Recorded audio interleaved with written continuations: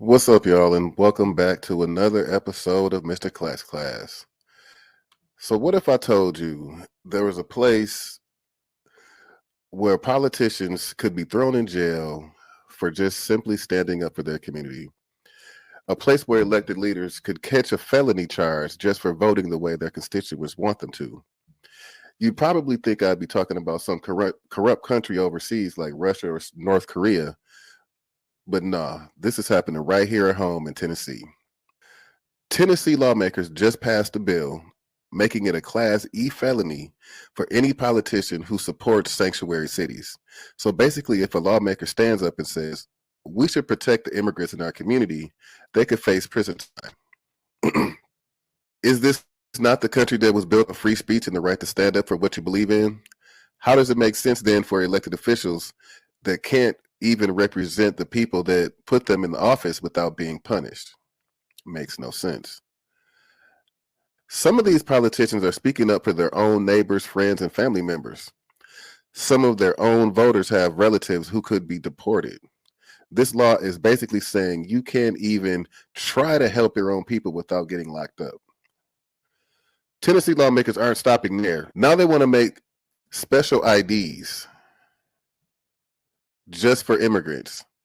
Instead of letting them use the same state-issued ID as everyone else, on a card that labels them by their nationality and their immigration status. Now, let's keep it real. This here is segregation all over again. The government forcing a group of people to carry different identification. We've seen this before, and it never ends well. Nazi Germany did the same to Hitler, in which they made Jewish people carry special papers and IDs so they could control them. So let's be real. This really isn't about safety. It's all about control and intimidation. So first they make it illegal to stand up for immigrant communities, and then they force them to the same communities to carry markings that make them stand out. So if Tennessee gets away with this, will they start making people of color carry special IDs? Will they criminalize speaking up for black and brown communities? And in my mind, this is bigger than just one state. America is supposed to be about freedom, but freedom means nothing if we let the politicians be silenced and the communities be targeted. Tennessee is testing the waters, and if we don't speak up, they'll push even further. How long before they come for us? Stay tuned, stay vocal, and most importantly, stand up for what's right before it's too late. So it's important we talk about these type of things because it could be coming to a state near maybe even our state. So I'm gonna give you a good look at a look at what happened. Does a lot, inclling creating an immigration enforcement agency. But the more controversial part allows local officials to be arrested.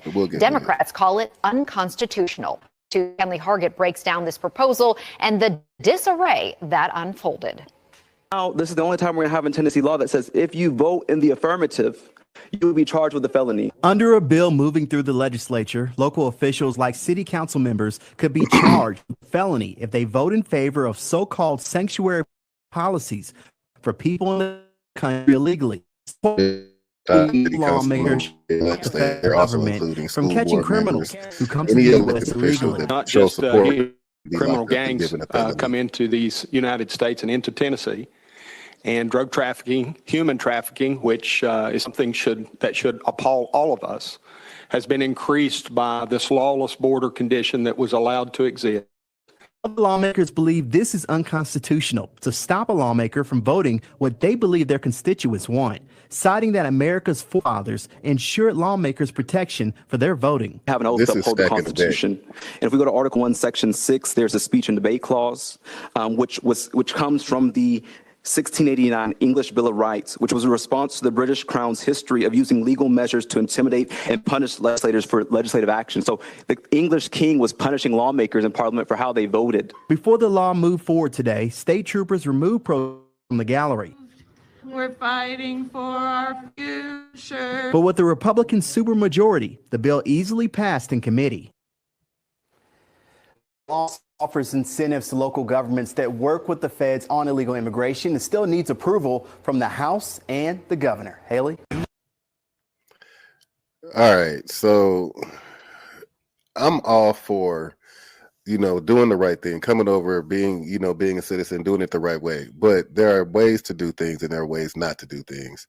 And this is cheating. This is stacking the deck. This is not being allowed to voice your opinion. This is a violation of the First Amendment, in my opinion, violation of the First Amendment right, your freedom of speech and your freedom to pretty much stand up for what's right, stand up for what you want. This is not a democracy. Again, we find these in governments like Nazi Germany, North Korea, Russia, locking up people that write against the government, that stand up against the government. That's not how we do it here in the United States. That's not what this country was founded on. And it's just not right. So let me know what you think about the story in the comments. Let me know if there's something you want me to report on. Thanks. My name is Mr. Clack, and I'll get back with you next one. Peace.